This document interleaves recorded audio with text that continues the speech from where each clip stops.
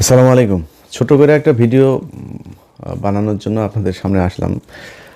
একটা জিনিস না বলে পারছি না, সেটা হলো পিনাকি ভট্টাচার্য।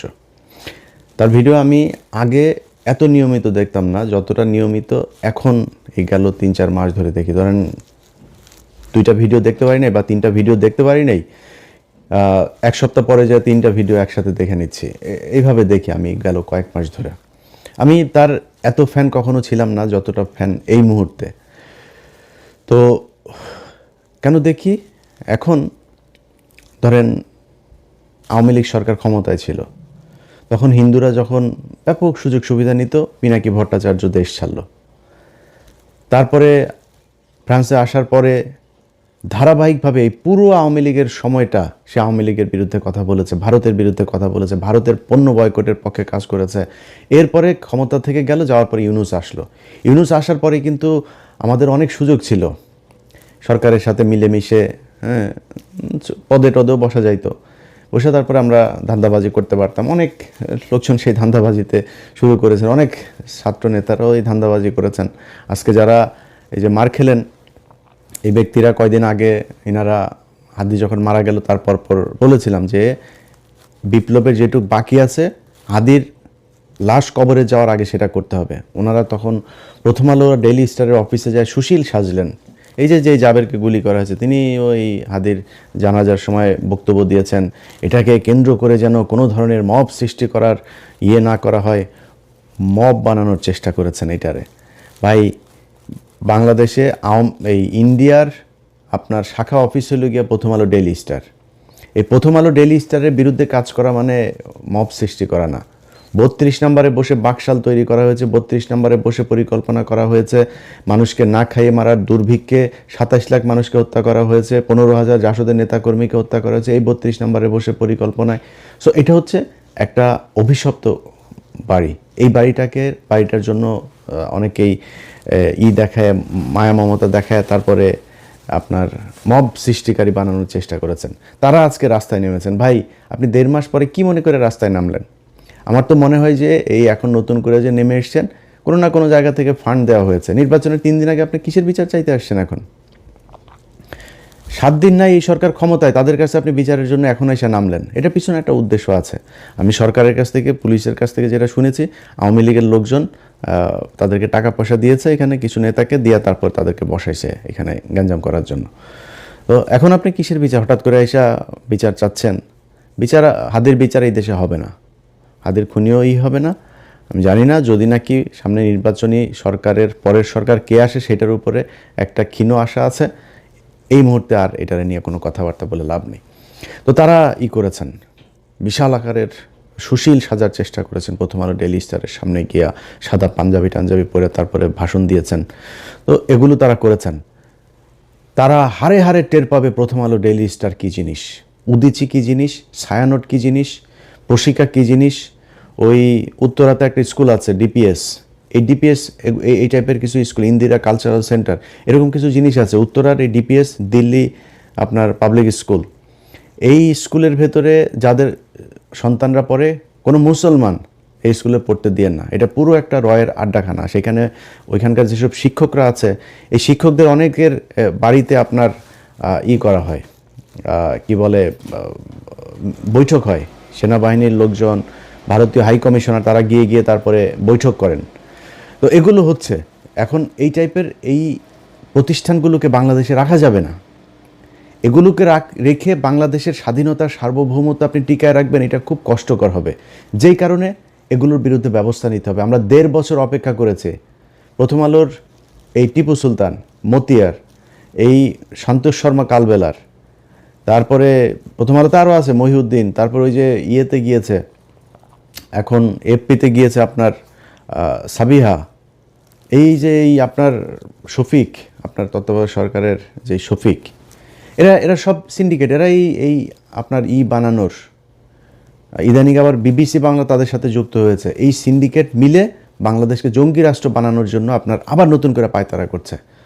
তো তাদেরকে আপনার বন্ধ করতে হবে। তো আপনি করেন নাই, না করে তারপরে রাষ্ট্র পরিচালনা করবেন, সুন্দর করে আপনার চালাবেন, এটা মনে করার কোনো কারণ নাই। যাই হোক, এখন ধরেন আমি আর পিনাকি দাদা আমরা দুজন এই সরকারের শুরু থেকেই এখন পর্যন্ত আমরা একটা জায়গায় স্থির থেকেছি যে আওয়ামী লীগের ব্যাপারে জিরো টলারেন্স দেখাইতে হবে। এখানে কোনো নমনীয়তা চলবে না। চুরি করেন, বাটপারি করেন, যা করেন ইচ্ছা করেন। ও মা, হত্যা মামলার আসামিরা উপদেষ্টাদের সাথে যায় বৈঠক করে। তো আমি আমার এই জার্নিতে আমি পিনাকি দাদাকে সব সময় পাশে পেয়েছি। তিনি এই মুহূর্তে আমি মানে খুবই হতাশা নিয়ে আপনার মানে চুপচাপ বসে আছি। অনেক কিছু দেখেও না দেখার ভান করে অনেকে অনেক কিছু পাঠায়, ভাই আমি এটা নিয়ে আর এত মাথা ব্যথার কিছু, মন চাইলে একটু কথাবার্তা বলি, ভাই কথা বলি। তো এগুলির বাইরে নতুন করে আর খুব বেশি কিছুতে যাইতে চাইতেছি না। কিন্তু যেই কাজটা আমার করতে হইতো, আমার পুরো কাজ দাদা করে ফেলছেন। সো যেই কারণে যারা দাদার ভিডিও দেখেন, আমার সাবস্ক্রাইবার যারা আছেন, দুইটা মানে আমাদের তো কমন আপনার ওনার আমার ইউটিউবে সাবস্ক্রাইবারও প্রায় সমান সমান। সো ওনার ভিডিও যারা দেখেন আমার ভিডিও তারা দেখেন, আমার ভিডিও যারা দেখেন ওনার ভিডিও তারা দেখেন। আমার সাবস্ক্রাইবার যা আছে সবাইরে বললাম আপনারা ওইখানে চলে যান, ওইখানে গিয়ে দাদার ভিডিও দেখেন। দাদার কথাবার্তা যেটা ওইটা মনে করবেন আমার ভাষা। উনি আমি যা বলতে চাই আমার কথাগুলি উনি কেমন যেন বলে দেয়। আমি গত 3-4 মাসে বিচার করে আমি বিগ ফ্যান হয়ে গিয়েছি তার। মানে আমার অনেক কথা আছে, যে কথাগুলি একদম হুবহু সেই কথাগুলো তার মুখ দিয়ে বের হচ্ছে। তো এই যে ভিডিওগুলো করছেন, এই ভিডিওগুলো করার কারণে তার বিরুদ্ধে এখন নতুন করে তাকে জামাতের আমির টামির, ধরেন আজ থেকে 6 মাস 1 বছর পরে আমারও অনেকের সাথে কথা হইলে তারপরে তারা বলতো যে ভাই উনি তো হিন্দু মানুষ, ওনার ব্যাপারে একটু সন্দেহ হয়। তো আমি বলতাম যে ভাই দেখেন, উনি তো হিন্দু হইলেও উনি যে কাজগুলো করছেন সেই কাজগুলো তো গুরুত্বপূর্ণ। উনি যতদিন কাজ ঠিক করবেন ততদিন আমাদের ওনারে নিয়ে সন্দেহ টন্দেহ করার তো কিছু নাই। যেদিন লাইন থেকে বিচ্যুত হবে সেদিন আমরা নিজেরাই কথা বলবো, সমস্যা কি। কিন্তু এই গেল 6 মাসে আমি নিজে এইভাবে কারোর সাথে আর এটা নিয়ে এগ্রি করি নাই যে না, এই 6 মাসের ভিতরে আমার কেউ বলে ভাই আর কত একজন মানুষের জাজ করবেন, আর কত পরীক্ষা নেবেন তার। সেই 2014-15 সাল থেকে শুরু করে ধারাবাহিকভাবে সে ভারতের বিরুদ্ধে কাজ করছে এবং ভারতের বিরুদ্ধে জ্বালাময়ী বক্তব্য, ভারতকে এই করে ফেলবো, এইটা না, এইটুক না, খালি একদম তথ্য প্রমাণ সহ ইতিহাস ভিত্তিক। এইটা মানে আমাদের এই বাংলাদেশে বহু লোকজন আছে যারা আমাদেরকে ভিউ ব্যবসায়ী, তারপরে অনেক তুচ্ছতাচ্ছিল্য করে কথা বলেন। তাদের ভেতরে অনেকেই এখন ইউটিউবে, যেমন ধরেন মাসুদ কামাল এক সময় বলতো যে আমরা হইলাম গিয়া টাকা পয়সার জন্য ভিডিওতে কথা বলি। হ্যাঁ, মাসুদ কামালের যে ইউটিউব চ্যানেল আছে ওইটাতে মনিটাইজেশন করে নাই, 1 টাকাও উনি কামাই করেন না, ফ্রি সোশ্যাল সার্ভিস দেন। ভিডিও করার আগে মনিটাইজেশন কেমনে করা লাগে সেই হিসাব করে তারপরে শুরু করেছেন। যার সাথে কথা বলেন তিনি বলেছেন, ভাই কয়দিন পরপরই মানে মনিটাইজ হওয়ার আগে পাগল হয়ে গেছে, কবে হবে, কেমনে তাড়াতাড়ি করা যায়, হ্যাঁ চিঠি আসে না কেন, কোড আসে না কেন গুগল থেকে, কত কিচ্ছা কাহিনী। এখন তিনি টাকা খান, তার ভিডিও একটা আপনি চ্যানেলে দিয়েন, সাথে সাথে কপিরাইট খেয়ে যাবেন। আমি ইলিয়াস একমাত্র অধম ব্যক্তি যিনি আমার ভিডিও নেয় কত মানুষ চালায়, 10,000, 20,000, 50,000 টাকা কামায়, কারণে ইলিয়াস কোনো দিন কপিরাইট দেয় নাই। অথচ আমরাই হইলাম গিয়া খুব অনাহারি, অভাবী, ইউটিউবের টাকা দিয়ে আমরা চালাই। এই ইউটিউবের টাকা তো খাই, আমার ইউটিউবের টাকা আমি খাবো না তো আপনি খাবেন? কিন্তু যারা এতদিন ধরে টাকার ব্যাপারে খুব দেখাইতেন, আমাদের অচ্ছুত একটা ভাব নিয়ে কথাবার্তা বলতেন, তারা আজকে টাকা খান কেন ইউটিউবের? মনিটাইজেশন অন করেছেন কেন আপনারা? চ্যানেল করার আগে মনিটাইজেশন অন করার চেষ্টা করেন। তো ওনাদের কাছে খুব খারাপ লাগে পিনাকি এখন যেগুলো বলে। তো গত 6 মাস ধরে আমার কেউ এটা বললে তারা সরাসরি বলেছে যে ভাই এটা বন্ধ করেন। পিনাকি যদি, আমি জানি না সে এখনও হিন্দু আছে কিনা, যদি সে হিন্দু হয়ে থাকে তাহলে সে জেনুইন হিন্দু, অরিজিনাল হিন্দু যদি কেউ হয়ে থাকে তাকে তিনি বহুশ্বরবাদ হইতে পারবে না। তো এটা হিন্দু ধর্ম অনুযায়ী আপনাকে এক ঈশ্বরবাদ হইতে হবে। তো উনি হিন্দু ধর্মের একদম যেসব বিষয়গুলো সমালোচনা করার মতো উনি নিজেই সমালোচনা করেন সেগুলো নিয়ে, এবং খুবই তথ্য প্রমাণ এভিডেন্স দিয়ে তারপরে করেন। সো ওনারে নিয়ে জাজ করা বন্ধ করেন। উনি যা বলছেন এগুলো বলার কারণে বিএনপি ওনার বিরুদ্ধে এখন উঠে পড়ে লেগেছেন যে উনি হইল গিয়া দেশদ্রোহী, উনি পাকিস্তানের প্রেসিডেন্ট, জামাতের আমির। একই কথা আমারও বলে। আমি যদি একটু যে বললাম না, আমি কিছুটা সুবিধাজনক জায়গায় আছি, আর ভাল লাগে না এই দেশের বিরুদ্ধে কথা বলতে। যে অনেক প্রভাবশালী সেনা প্রধান থেকে শুরু করে অনেক প্রভাবশালী মানুষের বিরুদ্ধে কথা বলেছে, ব্যক্তিগত শত্রু হয়েছে। লাভটা হয়েছে কি? 5 তারিখের পরে এই দেশ ঠিক হয় নাই। এই দেশ জীবনে কোনো দিন ঠিক হবে, মানে নিকট ভবিষ্যতে ঠিক হবে, এটা আমার মনে হয় না। যদি জামাত ক্ষমতায় আসে, একটা ক্ষীণ আলো মানুষের মাঝে আছে। যদি না আসে, সেই ক্ষেত্রে ভবিষ্যৎ অন্ধকার। তো এখন বিএনপির লোকজন সব ওনার বিরুদ্ধে লেগেছেন যে পিনাকি হইল গিয়া দেশদ্রোহী, পিনাকি তাদের বিরুদ্ধে জামাত ইসলামের টাকা পয়সা খেটে। ভাই, পিনাকি কার কাছ থেকে টাকা খেয়েছেন ওই হিসাব আপনার নেওয়ার দরকার নাই। পিনাকি যেটা বলে সেটার কাউন্টার ন্যারেটিভ আপনার কাছে আছে। আপনার পক্ষে কাজ করে বিরিয়ানির দোকান থেকে টাকা খাওয়া মাল, তারপরে নানান ধরনের ডিজিএফআইয়ের ভাতাপ্রাপ্ত লোকজন, তারপরে আছে এরকম সব ধান্দাবাজগুলো একসাথে যা মিলেছে। এখন এইসব ধান্দাবাজ আপনি 2-4 কোটিও যদি নিয়ে পাশে বিরান, তো এটারে দিয়া কি পিনাকি ইলিয়াসের কাউন্টার দেওয়া যাবে? গেল না কেন? আপনার পক্ষে কথা বলে না কেন? সেটা চিন্তা করেন। পিনাকি ইলিয়াস আপনার দলে থাকলে যারা বিরিয়ানির দোকানে টাকা খায় তাদের চাইতে উপরে থাকতে পারতো না? তো পিনাকি ইলিয়াস যায় নাই কেন আপনার দলে? সেটা চিন্তা করেন। আপনার কাছে টাকা চেয়েছিল, তো ফাঁস করে দেন। যদি টাকা চায় থাকি, পিনাকিদা যদি টাকা চায় থাকে, দেন দরবার করে থাকে, ফাঁস করে দেন, কোনো সমস্যা নেই। তারা টাকার জন্য চাইতেন, তারা কিছু জিনিস চেয়েছিল এই বিএনপির কাছ থেকে, বিএনপি সেটা করে নাই। সে বিএনপির কি, যে আওয়ামী লীগের লোকজনকে আপনারা আনতে পারবেন না। ওনাদের এখন মিটিং মিছিলে সরাসরি ওপেনেই বলে আওয়ামী লীগ আমাদের ভাই, আওয়ামী লীগ আমাদের ভাই, ওদের মামলা, ওদের বিরুদ্ধে কোনো পুলিশ যদি হয়রানি করে থানা ঘেরাও করা হবে। এগুলো বিএনপির লোকজন বলছে সরাসরি, এগুলো আমাদের গালে জুতা মারার মতো অবস্থা। যেই কারণে তাদের পক্ষে দাঁড়াইতে পারি নাই আমরা, যে কারণে পিনাকিদা আজকে কথা বলে। এখন পিনাকিদা যেই কথাগুলো বলে, ওটার আপনার কাছে কোনো জবাব আছে? ও আপনি ফ্যামিলি কার্ড দিবেন, সেই ফ্যামিলি কার্ড দেওয়ার জন্য মানুষের কাছ থেকে কিছু জায়গায় টাকা নেওয়া হচ্ছে, কিছু জায়গায় বলা হচ্ছে এটা এটিএম মেশিনে ঢুকাইলে নাকি টাকা কচকচ করে বের হয়ে আসবে, কিছু জায়গায় বলে পান বিড়ি চা নাস্তা যা আছে সব ফ্রি দিবে, কেউ বলে চাল ফ্রি দিবে, কেউ বলে 200 টাকার বাজার করলে 100 টাকা ফ্রি। আরে ভাই, এই কী অবস্থা? ট্রিটমেন্ট করতে গেলেও বলে সেখানে এই কার্ড ঢুকায় তারপরে ট্রিটমেন্ট ফ্রি করা যাবে। মানুষের কাছ থেকে বলে টাকা হাওলা তো করা যাবে ব্যাংক থেকে এই টাকা দেওয়া। এই হয়েছে অবস্থা। ক্ষমতায় যাওয়ার আগেই একটা কার্ড নিয়ে আপনারা দুর্নীতি শুরু করেছেন, মিথ্যাচার শুরু করেছেন। ক্ষমতায় যাওয়ার পরে আপনারা কি করবেন আমরা সেটা চিন্তা করেন। এখন জামাত ইসলামের সাথে লাগতে যান, জামাত ইসলামের ক্ষমতায় যাওয়ার ইয়ে নাই, জামাত ইসলামের ক্ষমতায় যাওয়ার ইয়ে নাই, এটা সত্যি কথা, অভিজ্ঞতা নাই। আপনাদের মতো ব্যাংকের টাকা লুটপাট করার অভিজ্ঞতাও নাই, এটাও সত্যি কথা। আপনাদের মতো বিদ্যুৎ না দেওয়া, তারপরে আপনারা কিমি বিক্রি করেছেন, এগুলো সত্যি কথা। আর অনেক কিছু আছে যেগুলো আপনারা করছেন। তো এই যে কাজগুলো করেছেন, এটা তো জামাতের নাই। জামাত ইসলামের অভিজ্ঞতা আছে কিসের? জামাত ইসলাম তাদের সংগঠন, তাদের নিজস্ব প্রযুক্তি, নিজস্ব চিন্তাভাবনা, নিজস্ব পলিসি দিয়ে সাউথ এশিয়ার ভেতরে শীর্ষস্থানে নিয়ে গিয়েছিল তাদের ইসলামী ব্যাংকে।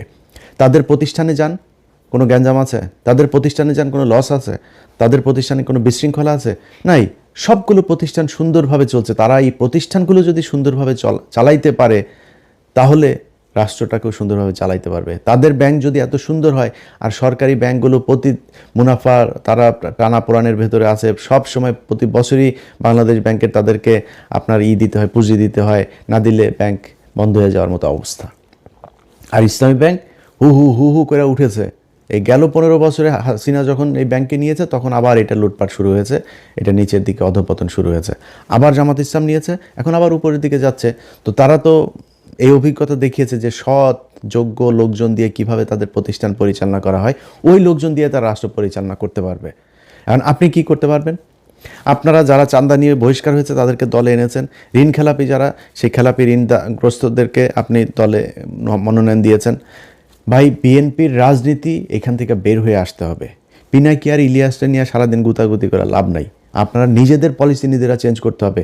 যেই লোকজনকে দিয়ে আপনি টাকা পয়সা নিয়ে 5 কোটি টাকা নিয়ে আপনি মনোনয়ন দিয়েছেন, সে 50 কোটি টাকা ইনকাম করবে, এটাই স্বাভাবিক। একদম মানে জাস্ট একটু সুবিধাজনক জায়গায় থাকার জন্য বললাম। 0.1% সৎ, একদম 99.9% একদম সব অসৎ। এই বিএনপিতে সব অসৎ। এখন অসৎ মানেই আবার এখানে আবার কিছু বিষয় আছে। বিএনপিতে বিশাল একটা সংখ্যা আছে যারা এন্টি ইন্ডিয়ান। বিএনপিতে অনেক ভালো কিছু মানুষ আছে, ভালো মানুষের সংখ্যা কি সেটা আমি জানি না, কিন্তু এই সরকারি টাকা পয়সা টেন্ডার নিয়ে তারপরে আমার এই কথাটা শুনে যাদের বিএনপি যাদের খারাপ লাগলো, আমার অনেকে বিএনপির এমপি নেই, ক্যান্ডিডেট অনেকের সাথে ভালো সম্পর্ক আছে, তো ওনাদের অনেকে কষ্ট পাইতে পারেন। ভাই, আমার এই ভিডিওটা পজ দিয়া চোখটা বন্ধ করে একটু চিন্তা করেন তো, যে আপনি আগে এমপি ছিলেন বা এবার এমপি হবেন, হওয়ার পরে এই যে টেন্ডার নিয়ে সরকারি টাকা 200 কোটি টাকার একটা প্রজেক্ট থেকে 30 কোটি টাকা আপনি খাবেন না? নিজের মানে গালি দেওয়ার আগে নিজের বুকের মধ্যে হাত দিয়ে চোখটা বন্ধ করে একটু জিজ্ঞেস করেন খাবেন কিনা। তা এটার মানেই তো অসৎ, এটাই বুঝাইতে চেয়েছি। 99.9% তাদের এটা ব্যবসা হিসাবে নিয়েছে, যে এটা সিস্টেমটা এরকম। এই সিস্টেমে বাংলাদেশের রাজনীতি চালানো যাবে না, কারণ এমন একটা দল আপনাদের ঘাড়ের উপরে নিঃশ্বাস ফেলছে, যারা 1 টাকার দুর্নীতি করে না, যারা কারোর বাড়িঘর দখল করে না, যারা ঘুষ খায় না, সুদ খায় না, যারা আরেকজনের মেয়েকে দেখে ইফটিজিং করে না, যারা ওই আপনার বাড়ি করতে গেলে রড সিমেন্ট ইট দেওয়ার জন্য আপনার বাড়িতে যায় হামলা চালায় না, আপনার দোকানে গিয়ে চাঁদাবাজি করে না, সেই দলটার সাথে আপনাকে কম্পিটিশনে থাকতে হইলে আপনাকে ওইরকম কোনো একটা কিছু নিয়ে আসতে হবে। আগের পলিসি দিয়ে রাজনীতি করতে গেলে আওয়ামী লীগের সাথে নিয়ে না, আওয়ামী লীগের সাথে আরও কোনো দল যদি সাথে নেন, সেগুলো নিয়েও লাভ নেই। কারণ সাধারণ মানুষ বুঝতে শিখেছে, ঘরের মধ্যে বসে একটা নারী ফোনের মধ্যে দেখছে যে একটা মেয়ে ভোট চাইতে গিয়েছে, তার পেটের মধ্যে লাথি মারা হয়েছে, আপনারা ভোট দিবে সেই ব্যক্তি? আপনি জোর করে মানুষের কাছ থেকে আপনার সামনে ধানের শীষের মিছিলে যাবে, সেই ব্যক্তি ভোটের দিন দাঁড়িপাল্লায় ভোট দিবে? আপনি জিতে যাবেন? এত স্বপ্ন দেখা উচিত না। যাই হোক, আমাদের নিয়ে সমালোচনা না করে আপনাদের উচিত হবে এই নিজেদের সংশোধন করা। নিজেদের সংশোধন করলে আমার মনে হয় আপনাদের দলের জন্য ভালো হবে। সবশেষ সবাইরে আবারও বলি, পিনাকিদার ভিডিওগুলো, প্রতিটা ভিডিও যারা দেখেন নাই তারা গত 2 মাস ধরে কী ভিডিও করেছে পিছনে যায় ওনার চ্যানেলে গিয়ে তারপরে সাবস্ক্রাইব করে আসবেন, সাবস্ক্রাইব করবেন। যাদের মনে হয় যে যারা দেশের জন্য কাজ করে তাদের চ্যানেলে সাবস্ক্রাইব করবেন, তাদের পেজে ফলো দিয়ে রাখবেন। আশপাশের লোকজনকে নিয়ে ফোন দিয়া তারপরে দাদার চ্যানেলে বলবেন যে এই ফোনটা দেন, ওর চ্যানেলে ইউটিউবে ঢুইকা দাদার চ্যানেলটা খুঁজে বের করে সাবস্ক্রাইব করাই দিবেন। প্রথম আলোতে যদি 20 মিলিয়ন ইউটিউব চ্যানেলে সাবস্ক্রাইবার থাকে, ওইখান থেকে বের হবেন, বের হয়ে আসা দাদার চ্যানেলে ঢুকবেন। এটা দেখার দরকার আছে। মানে আমি আর আমার নিয়ে মার্কেটিং করলাম না, কারণ আমি এখন ভাই খুব অসহায়ের মতো আছে। আমার মানে ভাল লাগে না আর। এই গত 1.5 বছরে যা দেখলাম, কত মানুষকে ফেরেস্তার মতো মনে করতাম, শালা সব মালখোর। এই মালখোরদের দিয়ে আর বেশি বিপ্লব দেখাইতে ভাল লাগে না, এই জন্য একটু সুবিধাজনক অবস্থায় আছি। দাদা এখনও বিপ্লবের ঠিক জায়গায় আছে, এই জন্য দাদার এখানে যাইতে বললাম। ভিডিও দেখেন, দেখে ডিসিশন নেন ভোট কাকে দিবেন কাকে দিবেন না। সবাই ভালো থাকবেন, আল্লাহ হাফেজ।